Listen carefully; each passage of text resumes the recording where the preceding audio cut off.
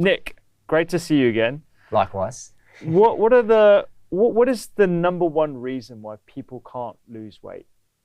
Well, most of us think it's because of that lack of willpower, that we just don't stick to the diet for long enough. We go back to our old habits and consequently we put the weight back on.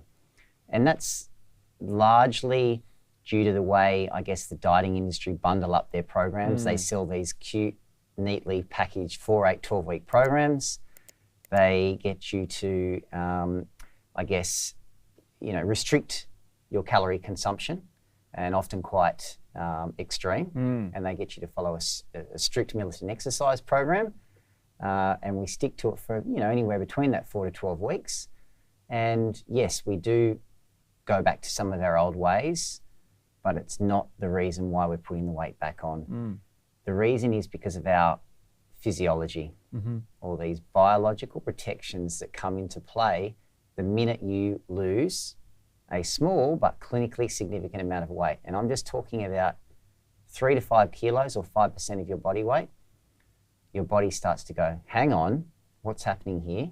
It goes into survival mode, it shuts down, and a whole cascade of reactions take place within your body to take you back to your start point. And this is the real reason why, and the very reason why, we're failing on our long-term weight loss journey or our dieting attempts.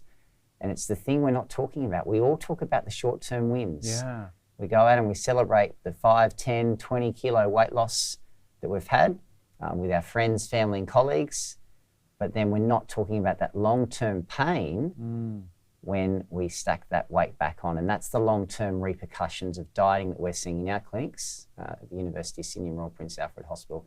Everyone has been on the latest and greatest diet. Often they're trying up to 5 diets every year.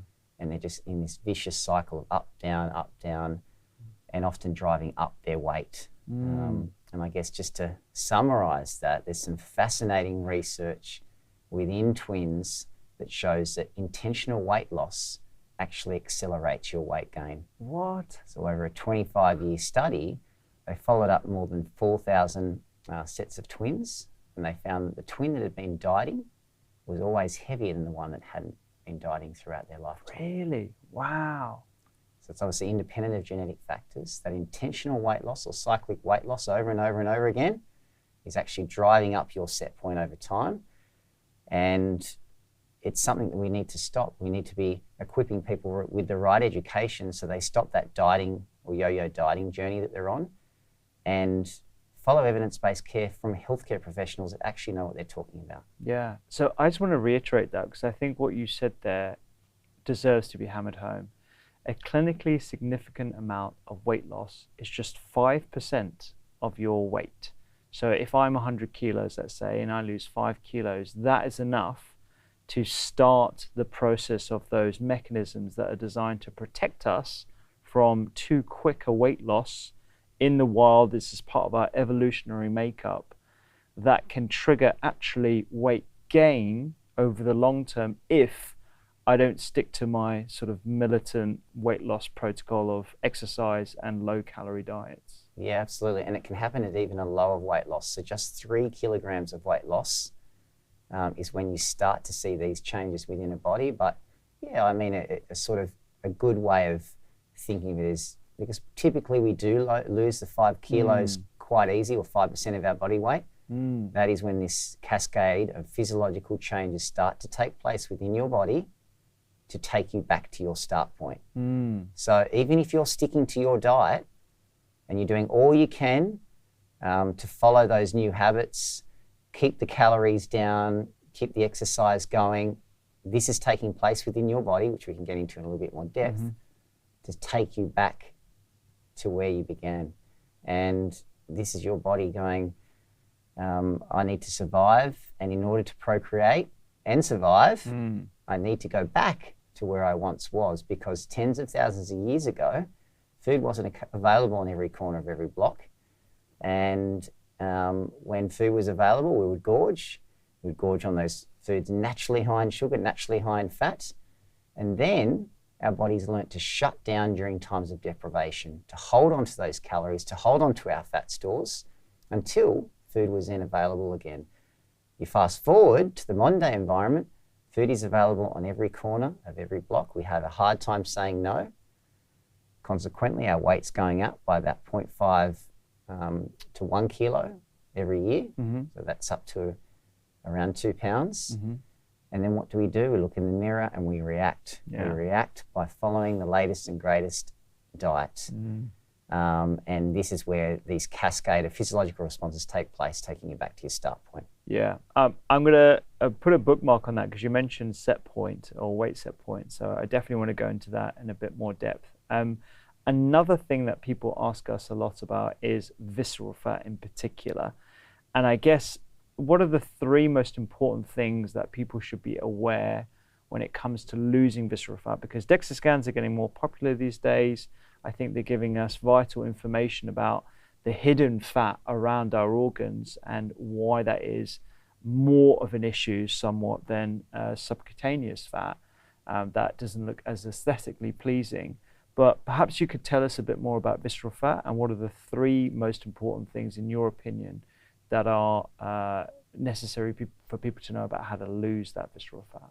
Absolutely. So, like you said, subcutaneous fat is the fat that you typically see as the folds, on the stomach. The visceral fat is the one that lies deep within, that surrounds the organs and prevents your organs from working efficiently. So that fat surrounding, for example, your pancreas, not allowing it to do its job and bring blood sugar levels down. Consequently, your body's not working properly, and you can then move into a state of pre-diabetes and then eventually type 2 diabetes and the complications that come with that. And the most powerful way of reducing our visceral fat, and the number 1 thing that we should all be focusing on, not even 3 things, is exercise. All you need to be doing every day is moving. And I'm not talking about the strict militant exercise programs that are often prescribed in the diet programs where we go all or nothing, we get injured, and then have the setbacks and go back to where we once were in terms of our baseline activity level. I'm talking about incorporating incidental activity, focusing on the everyday movement. We evolved to move, but now in the modern day environment, we drive everywhere from A to B. The absurdity is, if we even include structured activity, often we drive to, say, a structured environment like a gym, do our 30-minute workout, drive back home again. So if there's one thing that you want to do to improve your health and improve your visceral fat, is get moving, particularly as we come into the new year. These New Year's resolutions are being set. If you're going to reduce visceral fat and reduce your risk of developing heart disease, type 2 diabetes, and other metabolic disease, it's just incorporating at least 30 minutes of exercise every day, but more importantly, focusing on incidental activity. And the other thing, I guess, is a good way of highlighting that difference between subcutaneous and visceral fat is a population group known as the sumo wrestlers. Now, some of them have body weights up to 200 kilograms, but yet they are metabolically healthy. Most of that fat that they have is subcutaneous fat that lies just beneath the skin. And when we do metabolic tests on them, we take bloods and check their diabetes and heart disease risk.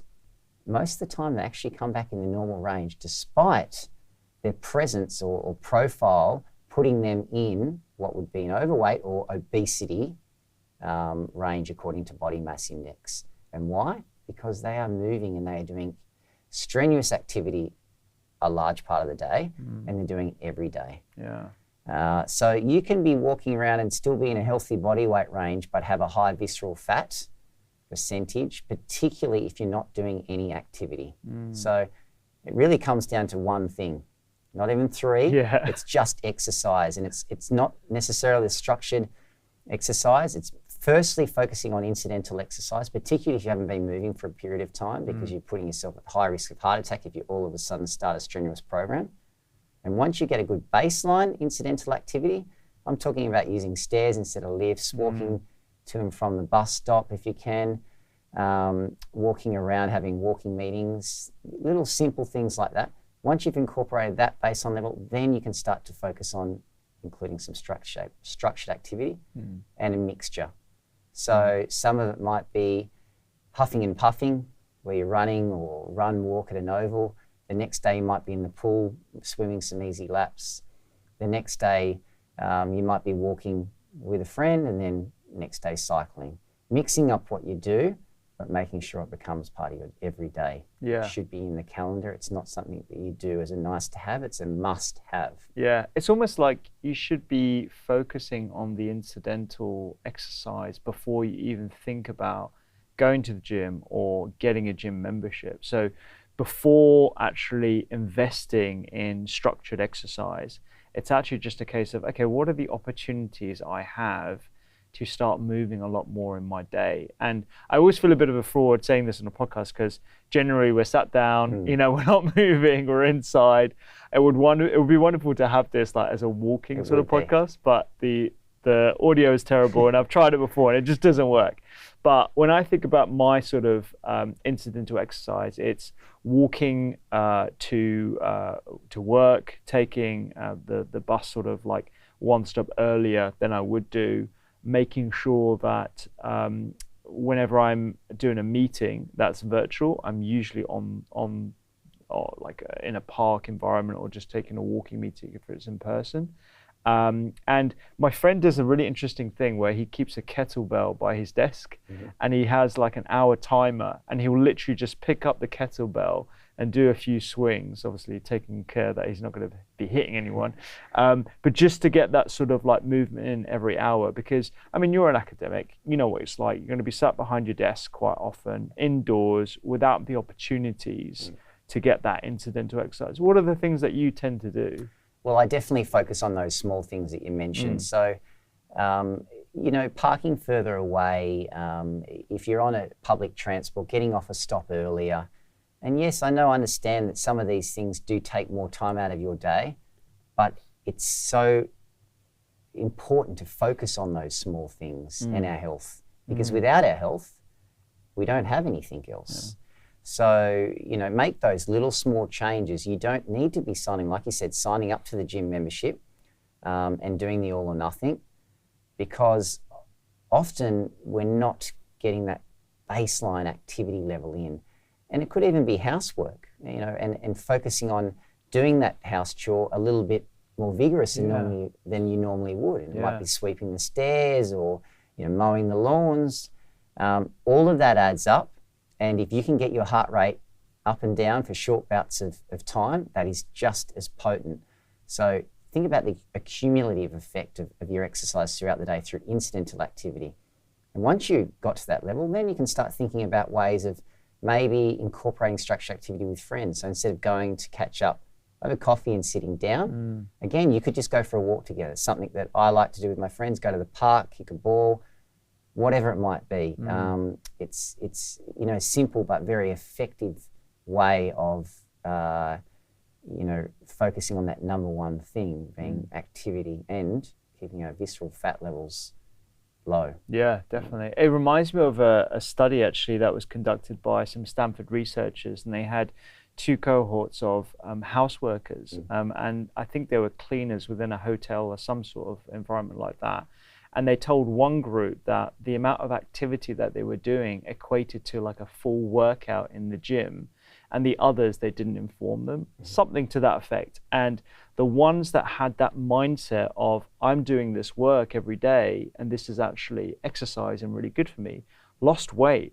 So there is something to be said about the psychology of that incidental exercise that you do every single day, and just the mindset and engaging in that mindset of, like me walking to work doesn't feel like much, but actually is that cumulative effect that's going to be supporting my metabolic health. And I guess the question that comes to mind, and I'm sure people are going to be thinking about this, is, okay, I do all those small things, I try and exercise every day and get the opportunities when I, do walking meetings, all the rest of it.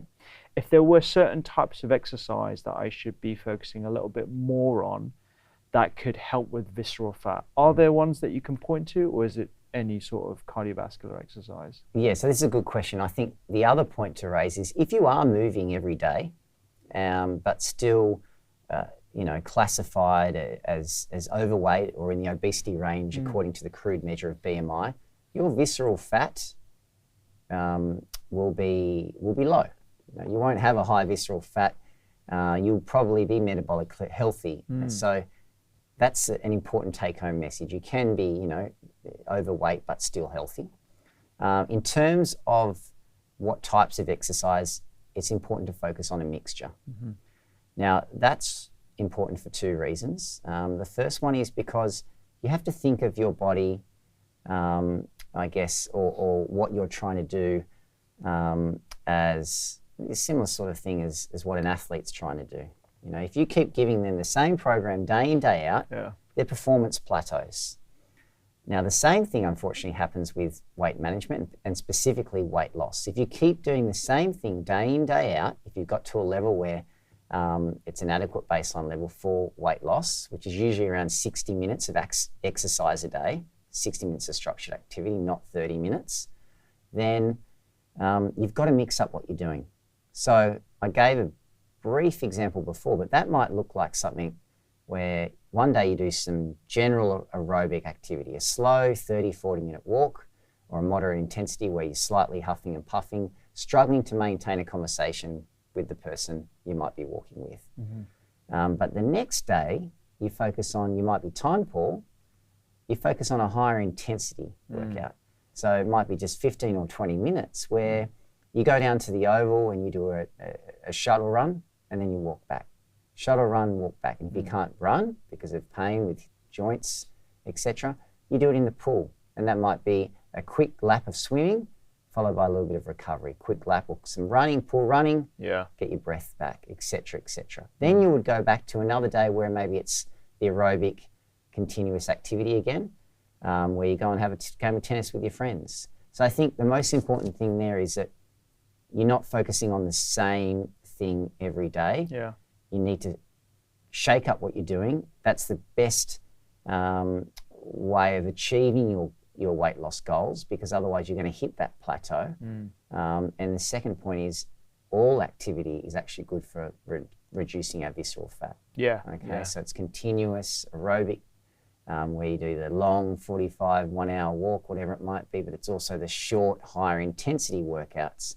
All exercise is good, and the most important thing is that you do it. I'm glad to hear that, because that's basically the mix of exercise that I'm doing right now. Like if I just think about the last few days since arriving in Australia, I did a strength workout at the outdoor gym. So that was a mixture of sort of body weight exercises, dips, chin-ups, that sort of thing. And then I did a HIIT workout, which was basically walking down the hill and running up, and then walking down at a leisurely pace, and then running up as fast as I can. Those kill me, to be honest. And the reason why I've started doing a little bit more of the HIIT stuff, as well as the long, steady cardio, is I want to try and push up my VO2 max. And my VO2 max is in the good level, but I want it to be in the great level, as that not only has obviously visceral fat benefits and weight maintenance benefits, but it also has longevity benefits as well that I'm thinking a bit more about. Are you doing some? Do you sort of measure your VO2 max yourself? Or? Yeah, I do occasionally. Training for track and field. But you're right. There is a lot of indicators there that higher VO2 max have good outcomes for things like longevity. So I think that comes down to mixing up what you do, because to get those improvements in your aerobic capacity, you can't be doing the same thing all the time. You need to stress your body. You need to shake up what you're doing. Think of yourself as an athlete, even if you're really struggling with your weight, but do it in the comfort of your own environment. So that might be a pool where you feel, happy working out or comfortable working out, or it might be in your lounge room doing, you mentioned body weight circuits, YouTube videos, anything like that, where most importantly, you're actually going to do it. Because if you're taking yourself to an environment where you don't feel comfortable, one, you won't enjoy it, but two, you won't stick to it. So I think that's a key message as well. Yeah. I think consistency is a big area that a lot of people struggle with. And I think, just making sure that you're getting back on it as soon as you can and not spiraling into that shame and beating yourself up that you haven't done it as regularly as you wanted to. I've had many patients and colleagues that fall into that trap and then just sort of throw everything out the window and be like, well, I'm I'll do it next month, or you put it off. So just getting those sort of like small, consistent habits as your foundation, and then you can build on top of that. Absolutely. And just start small, 5 minutes, 10 minutes. Before you know it, you'll find that 20 minutes is quite easy, and you'll find 30 minutes is quite easy. And then before you know it, you'll probably find that over the course of the day, you're actually doing an hour of activity. So start gradual. You're not going to get there straight away, but that's also important for preventing injury and setbacks, particularly if you are carrying excess weight. So a lot of stress we're putting through the joints, and that's why it's also important to mix up your body weight bearing exercise with non-body weight bearing exercise. What I mean by that is body weight would be where you're walking or running, and then the non-body weight is where you take all the stress off the joints, and you might be on the bike or in the pool. Let's talk about these three big ideas about what people should know about weight loss. I'm sort of trying to introduce a new concept to the podcast where a guest with expertise such as yourself can give away three tangible big ideas that people can take home. You've already given us a big one already, I think a few. But I thought, if people were going to think of three things, what would be the first thing that you'd want people to know about when it comes to weight loss? Number one would be that fad dieting and these unrealistic, unsustainable programs in particular is going to accelerate your weight problem, accelerate weight gain. So, you might start at the 90 kilos and go down to the 80, but I promise you, and research has also proven this, that you will go back not just to 90, you'll put on a little bit of extra. In Australia, we refer to that as the plus GST, the plus 10%. Plus 10%, gotcha. Unfortunately, your body's going into protection mode. It's learning to prepare for that next bout of starvation, and it will put on a little bit of extra fat to prepare for it, so that it's better able to survive that next bout of starvation that you're going to put it through. So the biggest, I guess, message around what do you do when it comes to weight loss is definitely stop that dieting cycle, because we talked about the research in twins. It will accelerate your weight gain, and it will drive up your set point over time. And we've had many cases and patients in our clinics where they started off in a normal weight range, and unfortunately they began dieting very early. They then dieted themselves into an overweight range. By the time we start seeing them in our clinics, they're then classified as obesity as per BMI. So you need to stop that. You need to break that cycle, because it's doing more harm than good. You mentioned weight set point there. I wonder if we can go into a little bit more detail about what that means. So set point is basically the weight you remember being at for a long period of time in your adult years. Now, what I mean by adult years is probably typically 20 years plus, when all the growth and development has stopped, and we're sort of at that weight, programmed weight, in our adulthood. Now, for one person it might be 60 kilos, for the next person it might be 110, and the next person it might be 75. Everyone has a unique set point and that weight they remember being at for a long period of time. Now, this is the weight that our body is now protecting. This is the weight that it says, okay, in order to survive and procreate, I need to stay at this weight. So if it goes down low, I need to shut down and go back to that start point. Now, unfortunately, our body is very good at protecting against weight loss, but not so good at protecting against weight gain. So that's the best way of thinking about your set point. And the second way of sort of visualizing that is you might start a diet and you're at 100 kilos and you lose the 10, 20, whatever it is, and you go down to 80, but then you start clawing back to the 100. Well, you're going back to your set point. And when you're going back to your set point, remember, this is not just going back to some of those old habits. Sure, some of those programs we follow are unrealistic, unsustainable, because they tell us to cut out our favorite foods or entire food groups, or get us to follow exercise programs that are not sustainable. But more importantly, even if you're following some of those new habits and new lifestyle changes, the physiology is changing. So as you're climbing back to your 100 kilos in this case, back to your set point, your metabolism's slowing, you're burning less calories at rest.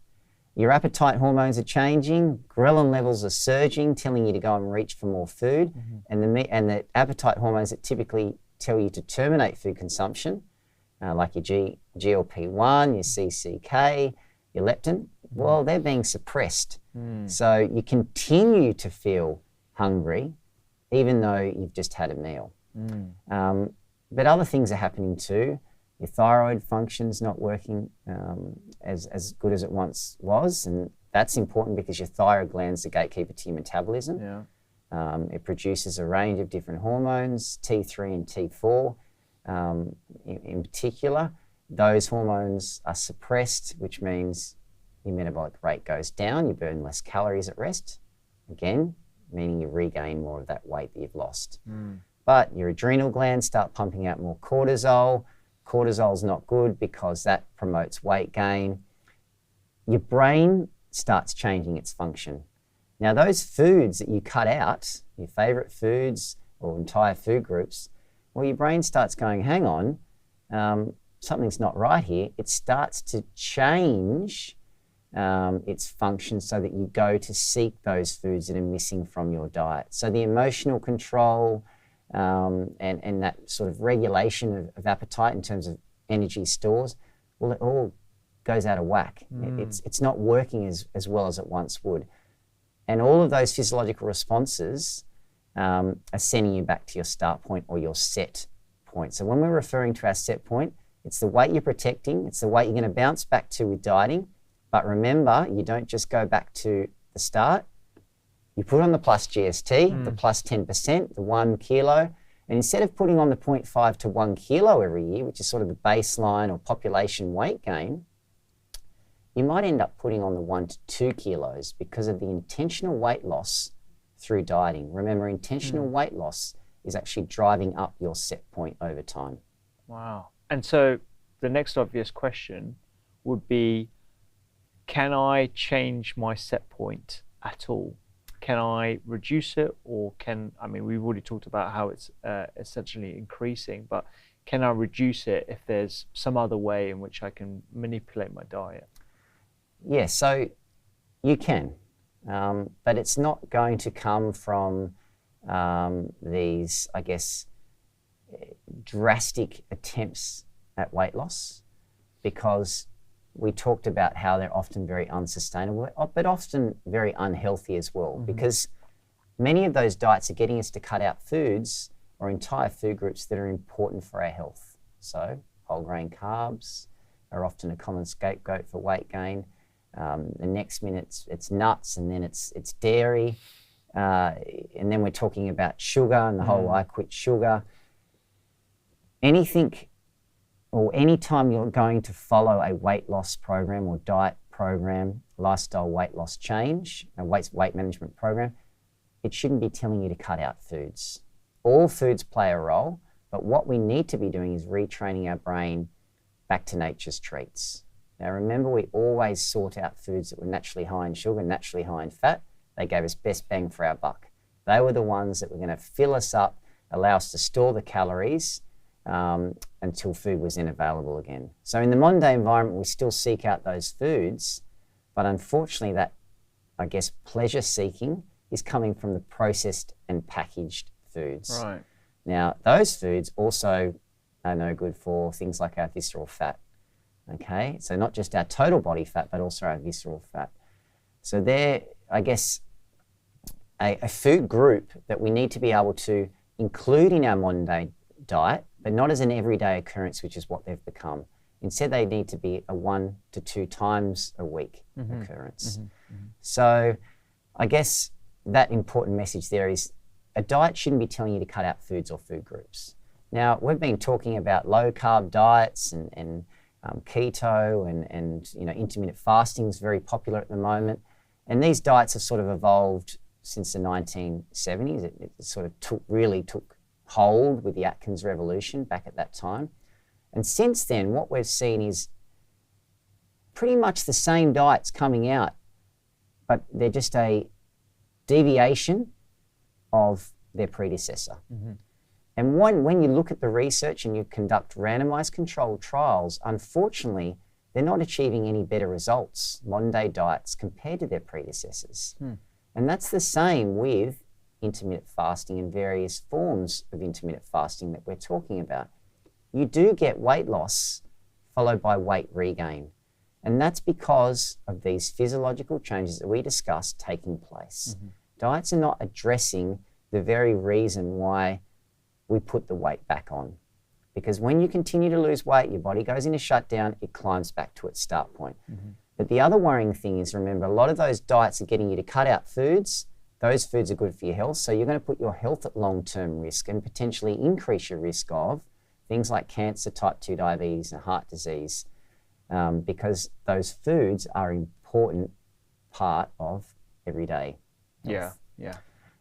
So I guess that's one part of the puzzle when it comes to diets. Unfortunately, the news is not good when you're talking about all these popular celebrity diets. It is weight loss followed by weight gain. You'll always have someone tell you about their anecdotal story about how much weight they lost on the latest diet. But again, this is what the research shows. This is what randomized controlled trials show, particularly over a 12-month period, where you put a person on a traditional diet, continuous caloric restriction, versus, say, a keto diet or an intermittent fasting. They're all at the same point, same weight loss when you follow them up at 12 months.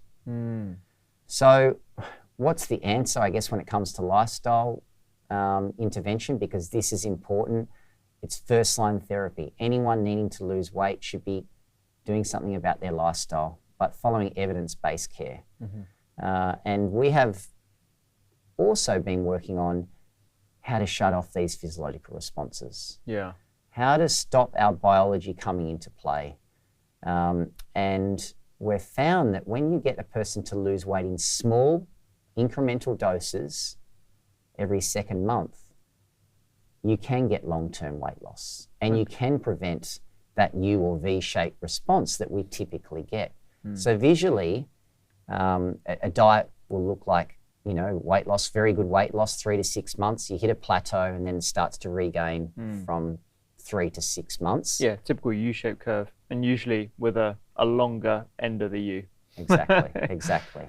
But with the intermittent weight loss, interval weight loss, you're losing weight every second month. So it looks like a step down approach. So if you think about it visually, it's like a little set of stairs where you go down for a couple of kilos, you maintain the weight loss the next month, down for a couple of kilos, maintain, and then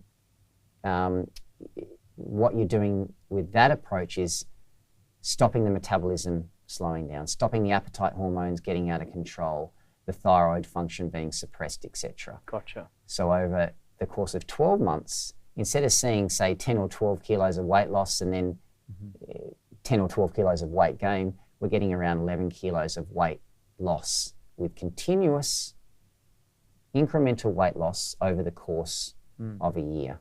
So just to summarize that, so the evolutionary mechanisms that are designed to protect us during times of famine include this milieu of occurrences. So you've got, if I lose 5 kg, let's say, over the next 30 days, and I do it via intermittent fasting, or go keto or very low calorie diet, whatever it is, my appetite hormones are messed up, so I become hungrier.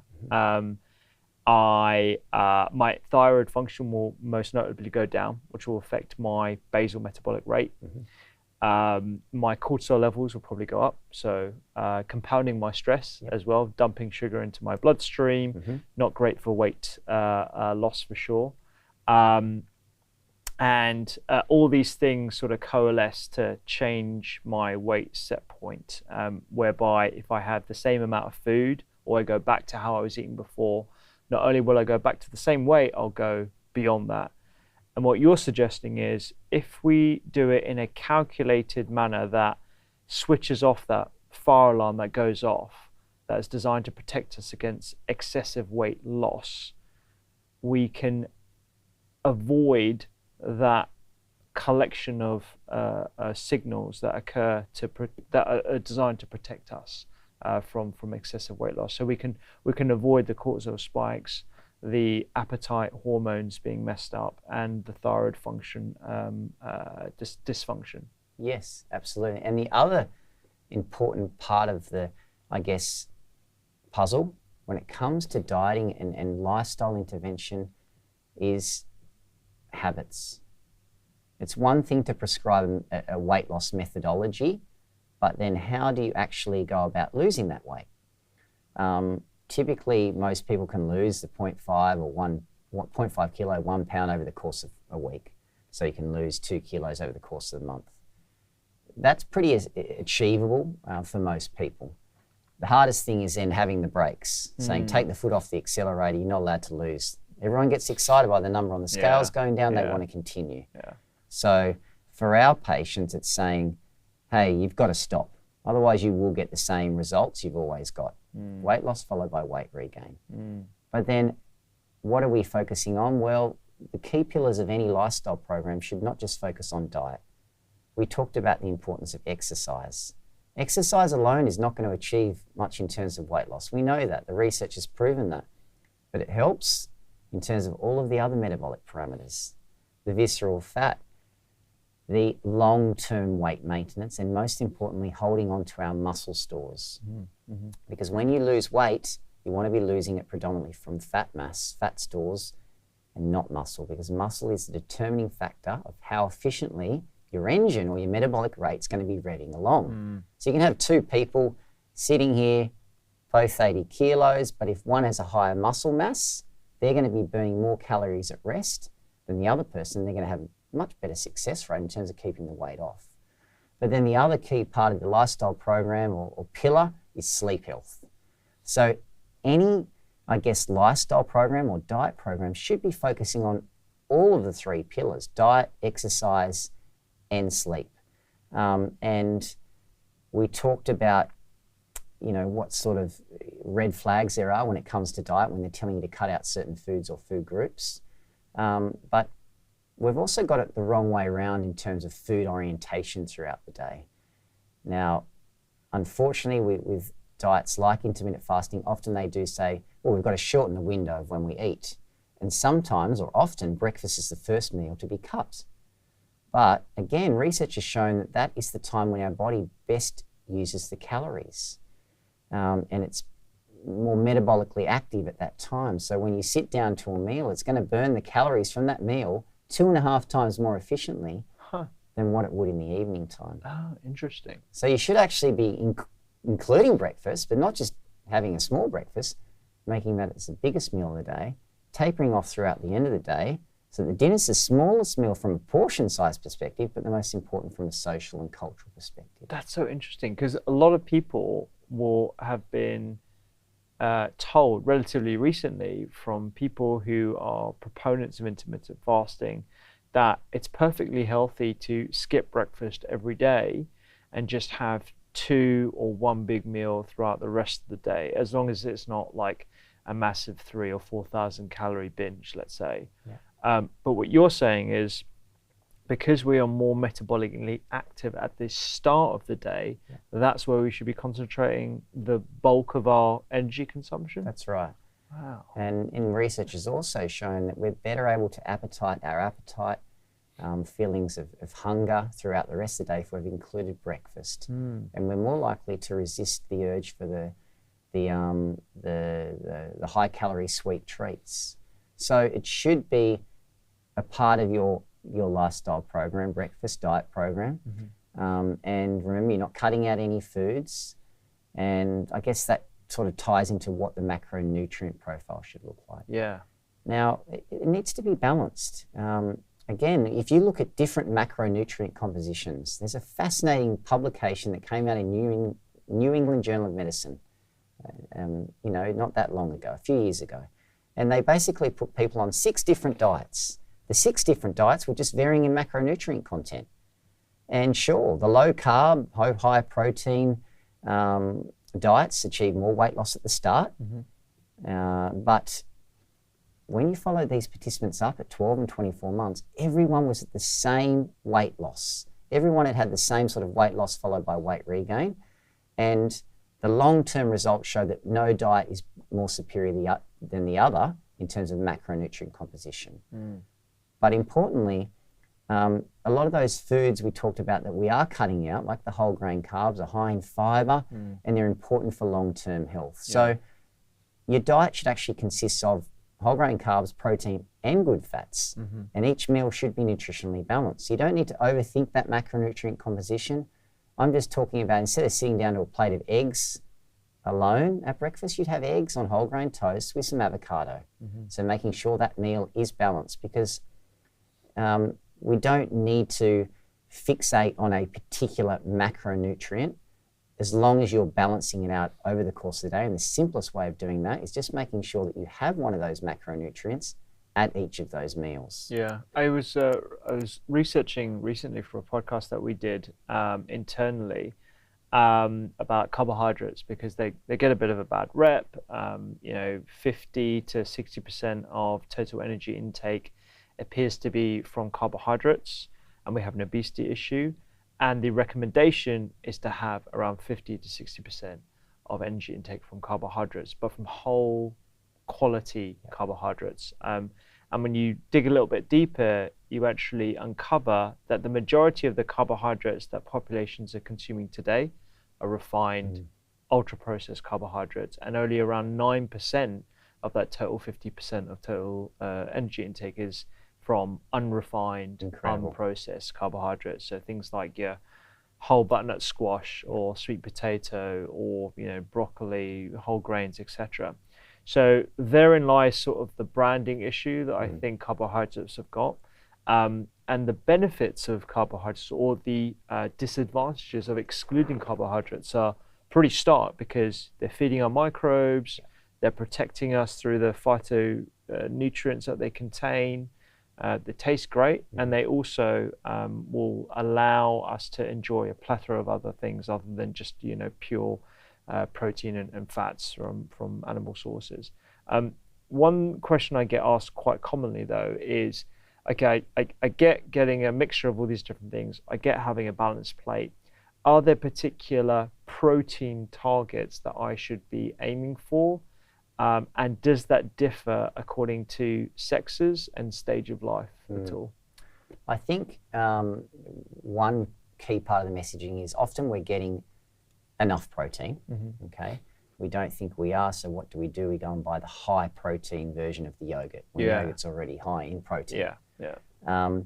Now, in terms of protein sources, again, I guess what the most important message there is, it needs to be a mix. You don't need to sit down to a plate of meat every day.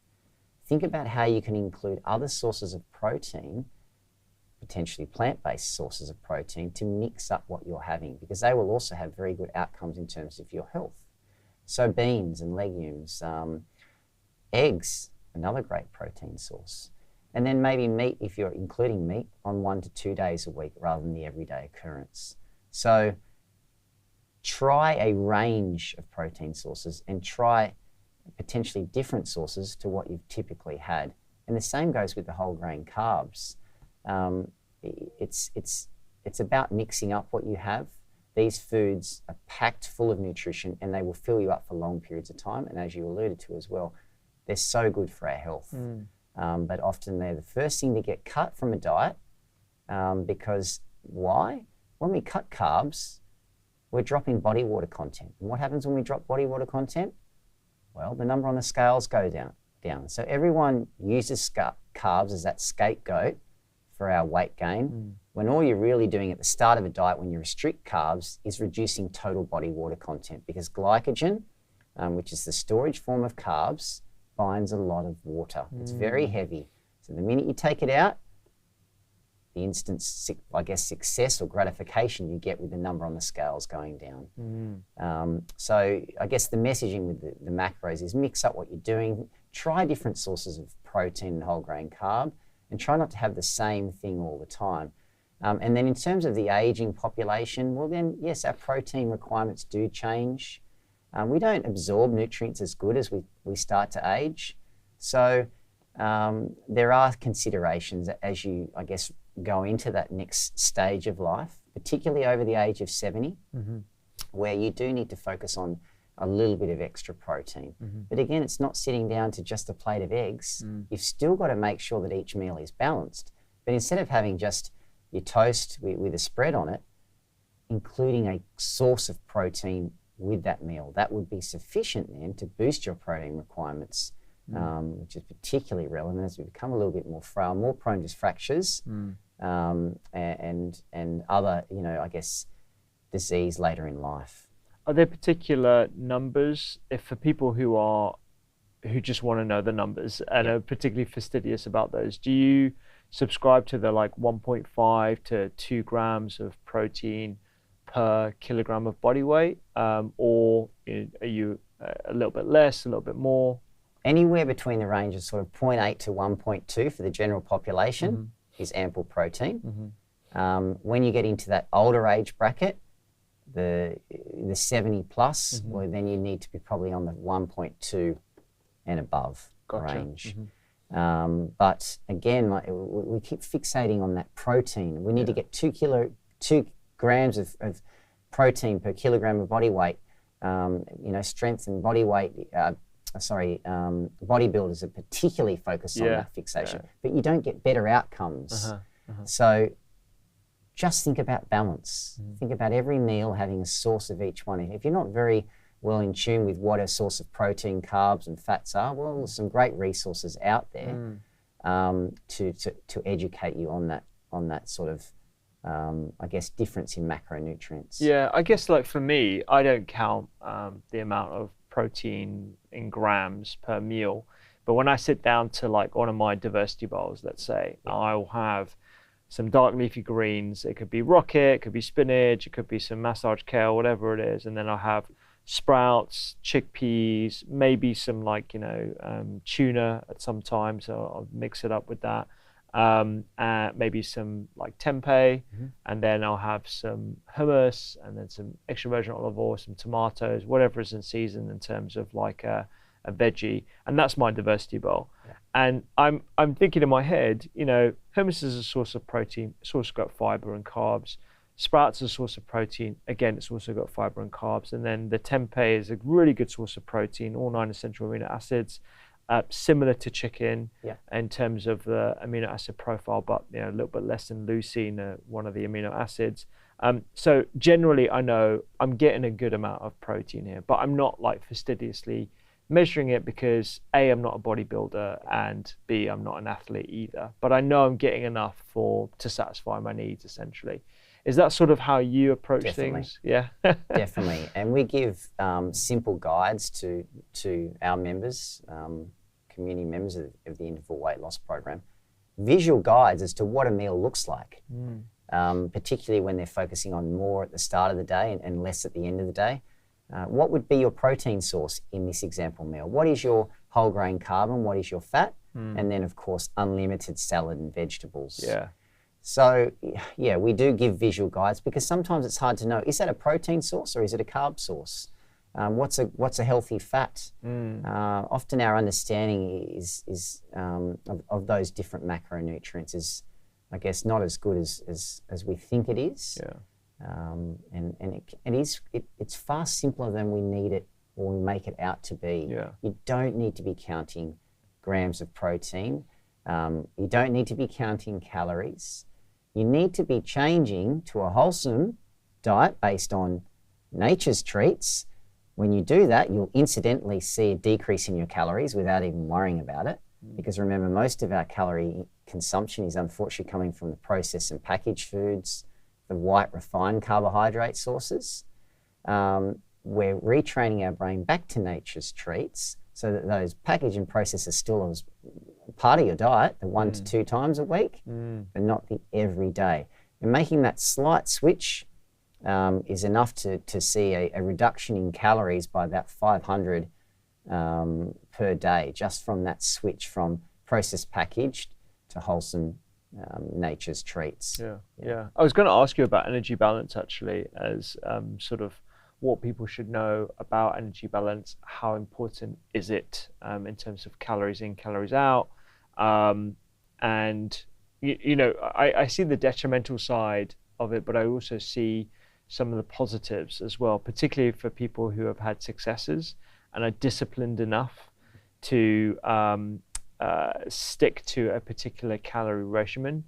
But at the same time, even some people within the Doctor's Kitchen team have told me, I can't look at a pack of almonds without knowing exactly how many calories are there. I will never forget how many calories are in my almonds, and they're very high and they're fattening, and that always triggers alarm bells whenever I'm scattering some on my salad or like having an avocado, because I just know the numbers. Yes. So I wonder what your thoughts are on calories in, calories out, and whether they have certain benefits for certain people.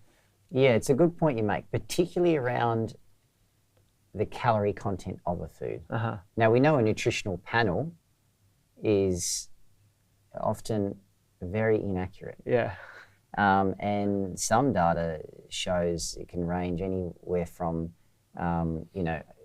underestimating by 10% to overestimating by up to 50 to 60%. Wow. So there's huge discrepancy there. Yeah. But secondly, not all calories are equal. So those calories that you get in the nuts, the 100 grams of nuts, or versus the calories in 100 grams of pizza, well, you're not absorbing all of the calories in the nuts to start with. So I guess what the numbers you see on that packet are not accurate, and they're not something we should be getting caught up on, because there's huge, what am I trying to say? There's this huge range in terms of the accuracy, but secondly, there's a huge range in terms of the actual calories consumed from that food. Yeah. Vegetables and nuts are very good examples, because they're not being absorbed in their entirety, and consequently you don't absorb all those calories that you see on the packet. But when it comes to weight loss, and I guess the question you're saying is calories in versus calories out important to measure? Well, for some people, they like that sort of rigid, structured approach. Yeah. But what we're trying to say to people, and what we're educating them on, is that it's far simpler than that. If we can get you to retrain your brain back to a wholesome nature's treats diet, research has shown that you will reduce your calorie consumption by about 500 calories per day anyway. And if we can make alterations to your sleep health and your activity, that will then get you into a negative energy balance, and you'll start to see that weight loss you're looking for, particularly on the weight loss months of the interval weight loss plan. But for those that have, I guess, very little understanding of what calories are in certain foods, sometimes it can be a good understanding and learning process. But again, remember that it's not that reliable. Yeah. There's huge discrepancies in these numbers you're seeing reported, and not all foods are equal. Yeah. We did an exercise actually for the Doctor's Kitchen app where we looked at different nutrition data sets for the same food. So we looked at something like a sweet potato, we looked at US data, European data, UK data, completely different results. And it really changes depending on how you're cooking said food as well. So whilst we put nutritional information on our ingredients that we've refined ourselves, we're pretty transparent about how, you can't take everything as 100% accurate just by virtue of the fact that it's so difficult to get a good data set for every single ingredient. And I guess what you're saying there, I mean, the three big areas that we've just talked about, weight set point, the macronutrient profile, energy balance. One big takeaway for me is energy balance is important, and it is obviously the way by which we lose weight, but the measure of energy balance being calories is quite difficult, and it's quite inaccurate. So calories probably matter less, but the overall concept of energy balance is still valid. Have I got that right? That's right. And the overall, I guess, balance of your diet is what matters. Yeah. What you're putting in on an everyday occurrence. And remember, the majority of us are really struggling in the modern day environment. This hedonic pathway is overriding that normal regulation of our body weight, the homeostatic regulation, we have a very hard time saying no to our favourite foods. Yeah. We walk past the bakery, we get the dopamine release, that learning chemical saying, hey, last time you had that food, it was really good, go back for more. So you go and get the food and you get the high you're looking for. And they've become that everyday occurrence. They're the foods that we need to start moving away from. Because you can get that same pleasure response from nature's treats. And they're the ones that are naturally high in sugar, naturally high in fat. The avocado, the olive oils, the fish, but then the sugar coming from, you know, particularly foods like our fruits, the papaya and the berries, etc.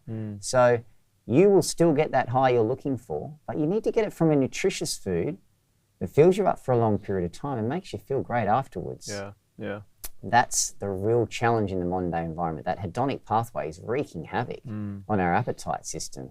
And consequently, our weight goes up. We talked about this. We react by dieting. Then we drive our set point up even further and we get in a worse off position than what we were before we started. Yeah. So I guess that real key concept of a lifestyle program that's going to help you achieve long-term results has to focus on forming habits and habits that will last a lifetime. So you've got a weight loss methodology, but then also what is the wraparound? What are you going to do to learn those habits? What habits are you forming and how are you going to make sure they stick? That's a real key part of the puzzle. You should only ever be taking on things that you know you can stick to. Because that's a key part of long-term weight maintenance. Yeah, I'm really glad we're having this conversation because I feel like some people need to be peacekeepers in the war on sort of weight loss online, because you've got certain communities that are just like, look, it's all about calories. Forget everything else that you've heard online. It's all about calories. Reduce your calories, you lose weight. Simple, right? Negating the complex issues around our neuroendocrinology, our appetite system, the evolutionary mechanisms that we have still inbuilt, and it's part of our software. As well as the fact that there are huge inaccuracies in how we even measure calories. So what we're trying to say is energy balance is a valid concept. The way we measure energy balance through calories is flawed. And the bigger picture is lifestyle, consistency, and finding a strategy that actually works for you. And for some people, it is measuring calories. For some people, it is 2 days, 2 meals a day, intermittent fasting. For some people, it's interval weight loss.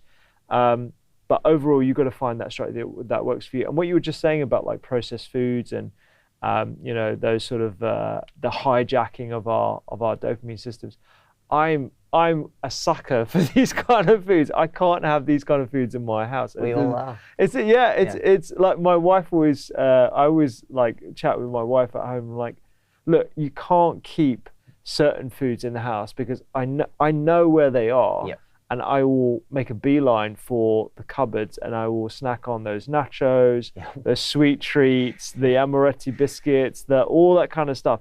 I've got to have that out of the house. So I have a rule with myself. I can enjoy those things when it's out of the house on occasion. I can't keep it in the house because otherwise that will become a daily occurrence for me. And for a lot of people that is, you know. It is, and similar for me. I mean, remember, we're all wired to seek these out. They taste delicious. They really do a good job of manufacturing something that is just ticking all the boxes and getting all of those feel-good chemicals and highs that we're looking for.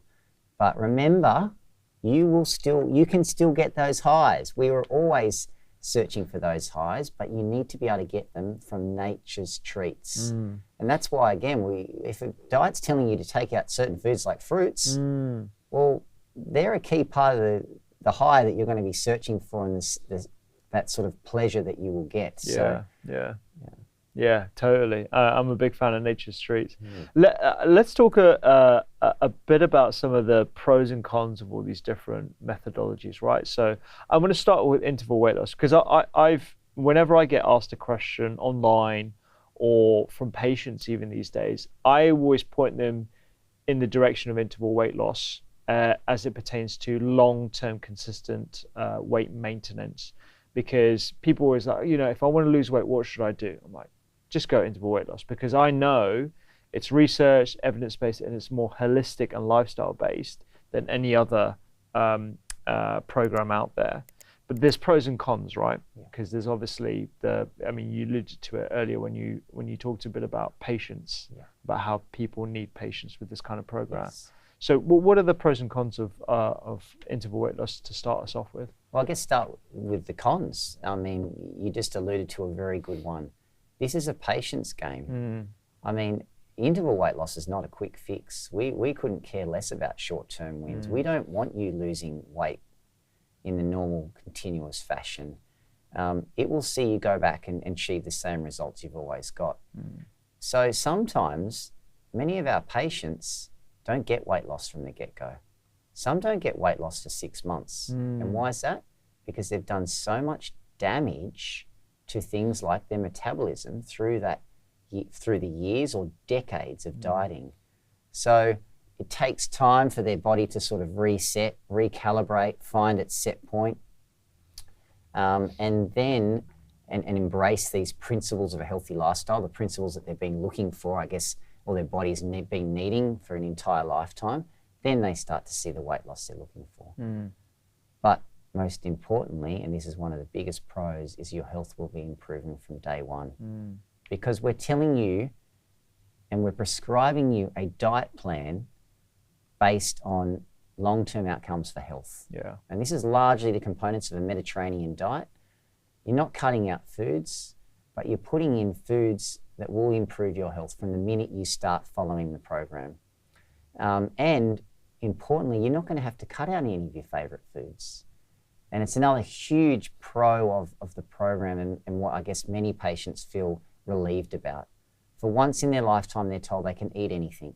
They can still continue to have the chocolate bar or the packet of chips that they want, but as part of that habit forming process, we're going to reduce that consumption over time so that about 2 months down the track, which is how long it takes for a habit to change, for an old habit to go and a new one to form, you will see that frequency 1 to 2 times a week instead of the everyday. So I guess, thinking about it from a broad picture, the real challenge is the patience and the long-term mindset you need to have. For many that have done damage through dieting and years of it or decades of it, they won't get weight loss from the get-go. And we're telling them you have to just be patient and hang on and believe in the system. Your body's sort of rejuvenating and resetting, and eventually that weight loss will come. And the second part is that you can't just go out and continue to lose weight. So if you've got weight loss in the first month from the minute you started, and that's very common for males because us as males don't tend to do anything about weight. Very few of us tend to sign up to diet programs. It's usually an 80% female, 20% male split. So they're more likely to respond quicker, but you've got to get them to stop every second month and say no further weight loss. No further weight loss, so that you do get that sort of step down approach. So again, that can be seen as a con because you've got to slow it right down. But you're not going to get there any slower, because if you did follow the typical diet or the latest and greatest celebrity diet, you will get that U or V-shaped response. So at 12 months' time, when I follow you up, you may have lost 10 or 12 kilos over 3 to 6 months, maybe more, maybe less, but you will have put it back on. Whereas if you follow this interval weight loss approach, small and steady, gradual, intermittent bouts of weight loss, you'll lose the 10 to 12 over the course of the year and you won't be putting it back on. So I guess, there's so many different pros and cons of every different program, but that gives you an idea of what we see as common challenges for our patients. Which is why I'm a big fan of it, and I think it's more of a long-term approach. Intermittent fasting has obviously become quite popular. I think from my experience of chatting to people about it and my own experience of it, it slots into people's lifestyles quite easily, and I think that's a big pro for a lot of people. But what are your thoughts on that? I couldn't agree more. I mean, whenever we're given a set of rules, we're very good at sticking to it. Now, intermittent fasting, it's an easy rule. Just eat between this window of the day, or restrict on these days and eat more on these days. It depends on what sort of version of intermittent fasting you're following. It could be a sort of 1 meal a day, or it could be a 16-8. So if you find something easier to stick to, great, that works for you. But more importantly, and this is where the cons come into play, if that program is not, or diet is not advising on you on what you should be eating throughout the course of the day and course of the week, it raises a lot of red flags because it needs to educate you on the principles of a healthy diet, because most important is health and long-term weight management. And many of those diets aren't telling you that, particularly when it comes to sort of the low carb movement, keto. It's sort of like restrict your, carbs or, boost up your fat content. But when you're doing that, often you're cutting out, as we talked about, a lot of those foods that are good for long-term health. So I guess when it comes to diet, if there's a diet that you can stick to and you find easier to adhere to, great. That's important. And that's why a lot of people do get success with different diets and how we all respond differently to diets. But a diet shouldn't be telling you to cut out foods or food groups, and it should be prescribing the components of that diet and telling you exactly what you should be eating day to day. Yeah. It doesn't have to be, I'm not talking about how many grams of protein or how many calories you should be having, but what does the meal look like? Yeah. And what if, it's let's say it's a 16-8 program. So you eat between 8 hours during the day, and you can choose whatever hours those might be. Yeah. It might be to include breakfast after hearing this podcast, because that's where you're going to be utilizing most of the food and you're most metabolically active. And it's a healthy Mediterranean dietary pattern. Is that something that you could get on board with? Or when it comes to the science, and particularly the gold standard randomized controlled trials, there's now a couple of good trials in that space with intermittent fasting and 16-8. Unfortunately, the results are showing the same as their predecessors, and that's weight loss followed by weight regain. You're still getting the U or V-shaped response. Why? Because of the physiological responses taking place. Yeah. So it's still not addressing the real reason we regain weight, the biological imperative to regain weight, those evolutionary barriers we're up against. Remember, this is an evolutionary problem. You need an evolutionary solution. What we've been doing for the last 5 decades does not work. If anything, it's contributed to this obesity epidemic. And every day there's a new scapegoat or a new food that we're pushing the blame onto. So, if a diet's easier to stick to, great. But again, in terms of that science and research for long-term weight loss, they're still achieving the same as their predecessors, weight loss followed by weight regain. Yeah. That's a really good point. So whatever you choose has to be in line with the way we are evolutionary adapted to respond to weight loss. That's right. Okay. That I think that's a really good heuristic, a real good sort of rule of thumb. Is like you can choose 2 days, 2 meals a day. You can choose intermittent fasting. You can, do low carb if you like, if that's, in line with what you prefer to eat. But if it's with the goal of weight loss, you have to be mindful of your body's physiological response to weight loss, or clinically significant weight loss, which everyone knows now is just 5% of your. But also health, remember. So the proponents of the interval weight loss program are definitely not low carb or intermittent fasting, whatever. We're prescribing a diet based on what long-term evidence shows is good for long-term health outcomes. So you will be told to have whole grain carbs, protein and fat every meal. You will be told to eat from big to small.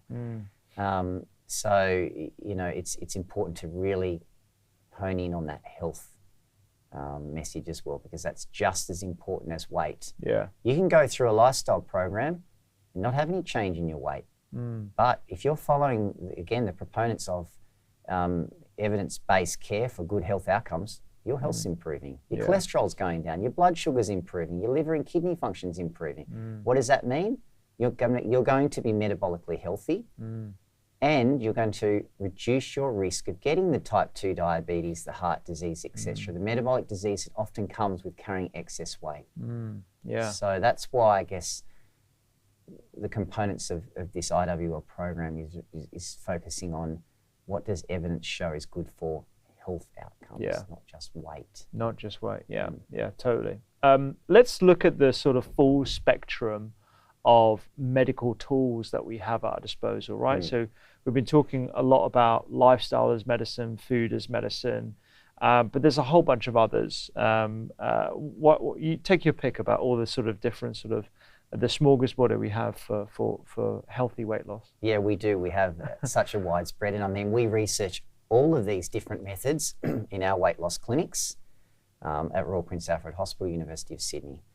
Now, first-line therapy is again, as you talked about, lifestyle, food as medicine. That is what everyone should be doing, not fad diets, not following celebrity diets or diets that are pushed out by, you know, big-name social media sensations. So I guess, how do you determine or distinguish between all of those different diets? Well, obesity is a science. There's a lot to it. We've talked about a lot of this today. There's a lot going on within a person's body when they lose weight. So it's important to really listen to healthcare professionals and focus on health, not weight. But across the spectrum of care, there's not just lifestyle programs. There is a range of different tools. There's very low energy diets, there's low energy diets. Now what these typically are where we give meal replacements, shakes and bars and soups to drastically reduce your calorie intake, anywhere between sort of 800 to 1200 calories per day. Yeah. Which is maybe a third of what we typically have. But then the next sort of tool in that workshop is your pharmaceutical drugs. You've also got medical devices like gastric balloons, where we endoscopically put balloons into people's stomachs, blow them up, which fills them up for a period of time, and then take them out after a set amount of time. And then right at the other end of the spectrum being bariatric surgery. Now, as you can imagine, the weight loss efficacy is really widespread between the lifestyle intervention versus the more drastic sort of end stage care being bariatric surgery. Now, with lifestyle intervention, you typically get about 5 to 10% of weight loss over the course of a year. We're talking about sort of the evidence-based care here. The very low energy diets is quite varied, but you will get more weight loss because it's a more aggressive treatment. You're drastically reducing your calories, so whenever you do that, you're going to get quicker and more rapid weight loss. Now, pharmaceutical drugs, for the better part of the last 2 decades, we haven't really had anything that's been effective. But more recently, we do have a new class of drugs now called the GLP-1 agonists, which act on our appetite suppression, help with those feelings of hunger, and they are starting to, I guess, shape what the future looks like in terms of anti-obesity pharmaceutical drugs. Yeah. Now, the range of efficacy that we're getting there is sort of anywhere between 7-8% up to maybe even 21-22%. Wow. And that's sort of over the course of a year. And then we've got bariatrics, medical devices. Yeah. You know, that can be anywhere sort of 6 to 15% of weight loss over again the course of a year. And bariatric surgery, which might be anywhere between 25 and 30% of weight loss. Yeah. So the one we're, I guess, really talking about at the moment was bariatric surgery. Was very popular for you know, long time, but now there are obesity drugs that have been approved. I think we've now got about 6 approved drugs by the FDA, and it is a widespread of sort of weight loss efficacy over the course of the year, but everyone's looking for them. Yeah, absolutely. What's your hot take on the GLP-1 agonists? I think there's 2 messages. The first one is a medication works while you're taking it. Now, unfortunately, when we take these patients off the medication, what happens? They're regaining the weight. Okay, and we're now publishing that in high-impact journals, and you're seeing groups across the globe bringing out these papers. So you're still getting weight loss followed by weight regain. It works while you're taking it. So then it comes down to how long are they going to be taken for? How long can you access it? That's a particular issue at the moment with the wide worldwide availability issues. But then secondly, it's not going to be effective unless you wrap around an effective lifestyle management program. You still need to be following the key principles of a healthy diet, exercise, physical activity plan, and good sleep health. So it's not just a matter of, injecting these drugs and thinking that, the weight loss has come, I can now just eat whatever I want. To get those good long-term health outcomes and longer-term weight management outcomes, you need to be following the principles of a healthy lifestyle program, evidence-based lifestyle program.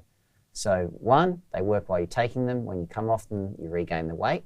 And 2, while you're taking them, you need to be following a healthy lifestyle program. When you describe the mechanism of action to patients, how are you describing it? Is it purely acting on the appetite suppression?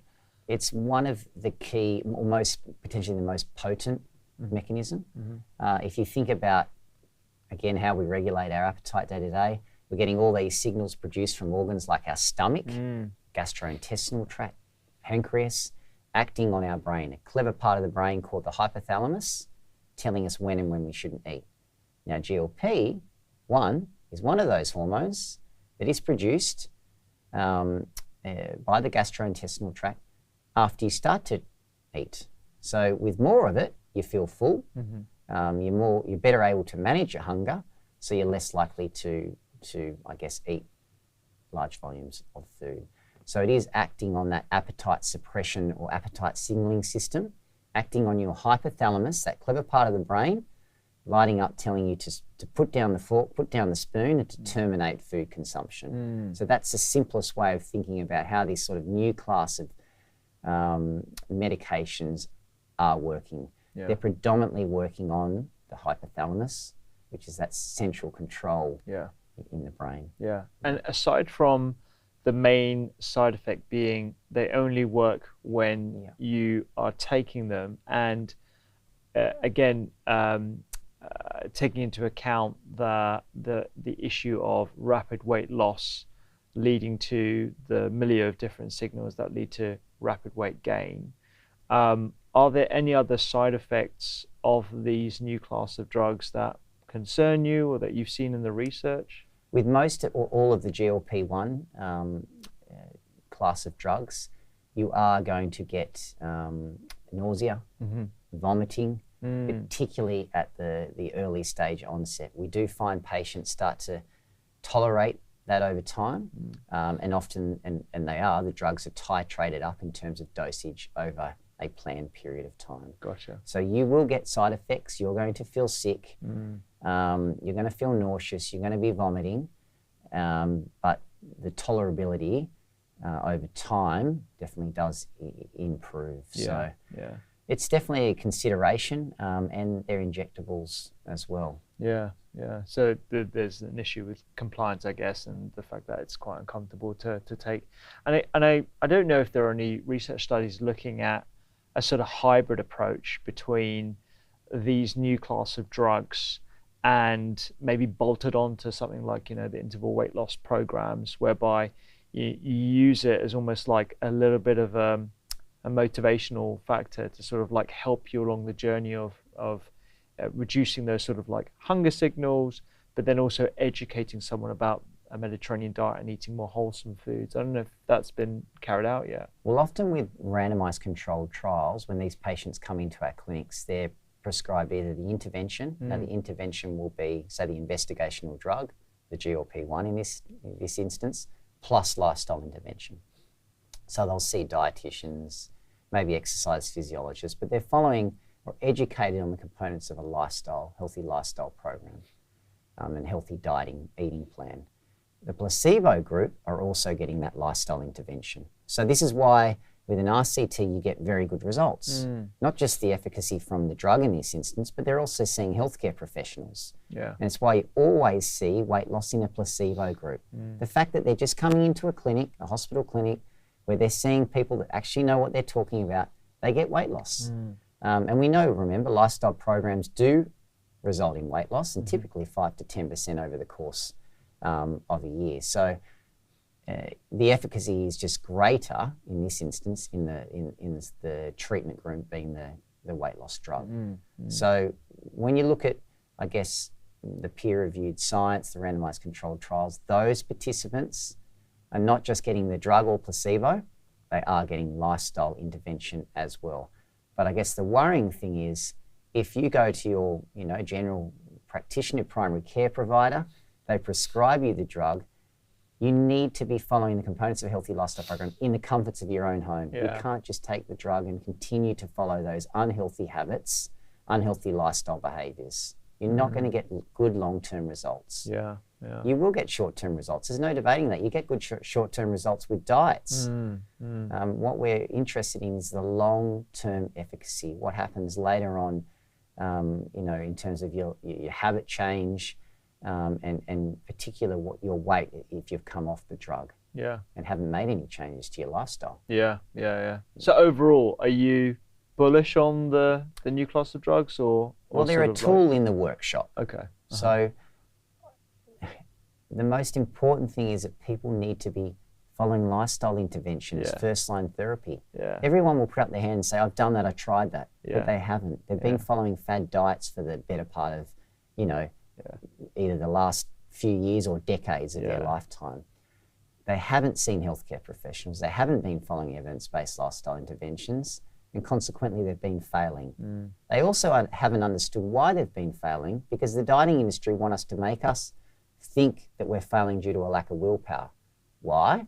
So we go back and sign up to their program again. Often we sign up to the same program over the course of the year. So people are signing up to 5 diets, but not always 5 different diets, often 5 of the same diet over and over and over again. They do the 12-week cycle, regain, 12-week cycle, regain. So, I guess that's the most important thing. If a person's failed with evidence-based lifestyle intervention, then some of these other tools are effective and part of that long-term weight loss or weight management. Yeah. I think the jury is out on these kind of medications long-term to see whether they can be paired with lifestyle interventions as well, and a more holistic sort of education. And I guess I'd love your hot take on personalized nutrition as well, because obviously personalized medicine is becoming a bigger thing with more targeted pharmaceuticals based on things like genomics, etc. But personalized nutrition is becoming a big thing where people are measuring their unique responses to certain foods, whether that be through a continuous glucose monitor, a gut microbiota test. What are your thoughts on it? Do you think this could be a good thing? Yeah, look, there's definitely a lot of research in this field. It's an evolving field, and I guess what's the take-home message there? We definitely do respond. We all just respond differently to different diets and different diet approaches. I guess it's a very interesting and fascinating field, and it definitely has application in the real world. But I guess when you're sort of mirroring it up with what we've been talking about and that physiology of weight loss and why we're regaining weight, it's still got to tie in with that. Yeah. Remember, this is what we're up against. We're up against our body. It's going to shut down. It doesn't matter what approach and how you personalize that approach based on data you've collected. You're still going to be, unfortunately, in that situation where your body goes into shutdown mode. Everyone's body does this. There's no one that's exempt from this rule. Unfortunately, we all evolved in the same way to sort of fight this starvation mode, and you will see your body changing its response when you start to lose weight. So that's a real key part of the education, because if you can empower a person with that education so that they understand why they've been failing, often you can sort of divert them away from, I guess, the nitty-gritty detail, because it is far simpler than that. And it's about finding a way and finding things that you can stick to, so again you form those habits.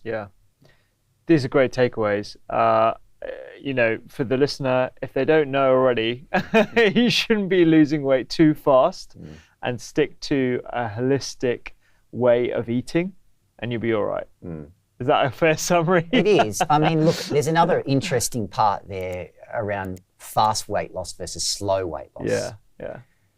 Because, again, being across all of the literature and studying this day in, day out for the better part of now the last 2 decades at the one place, RPA, Sydney Uni, even if you lose the weight slow and continuous, you're going to regain it, right? Mm-hmm. But if you lose it fast, yes, you're going to regain it. Not necessarily faster than the slow approach.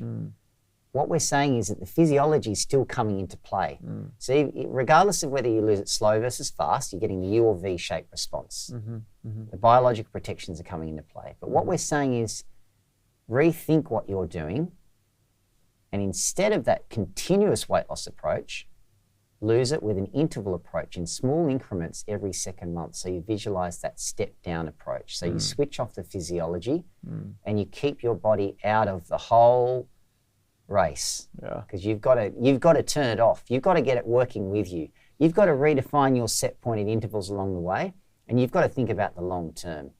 And that long term is, maybe not just a year, it could be 2, 5 years, 10 years down the track. What is it you're working towards? Are you a father, a mother? Do you want to be a healthy role model for them? Well, focus on things like that. Don't focus on the number on the scales. You have to take the focus away from that and focus on a much more, holistic, bigger goal, particularly focused around health. If you do that, you're more likely to stick to your goals, you're more likely to form the habits, and you're more likely to reach out in years down the track and say, hey, guess what? It worked and I've still kept the weight off and I'm metabolically healthy. Brilliant. I love it. Thank you so much. I think Thanks, that's going to be super useful for people, honestly. And, that emotional piece, that emotional connection to the why, I think is something that a lot of fad diets completely gloss over, and it's so important. So I really appreciate you taking the time whilst I'm in Oz to tell us all about it. Oh, it's always a pleasure. Always, man. Dr. Rupert, great to have you. Great to be back on and great to see you again. So thank you very much. Yeah, well, I'm enjoying the sunshine, so. Good, man. It's a good place, isn't it? Yeah, I know. It's gorgeous. If you loved that episode, you will love the full library of podcasts from the Doctor's Kitchen Library. We talk about everything from inflammation, supplements, and food as medicine. Just like this episode right here. You can click it right now and check it out.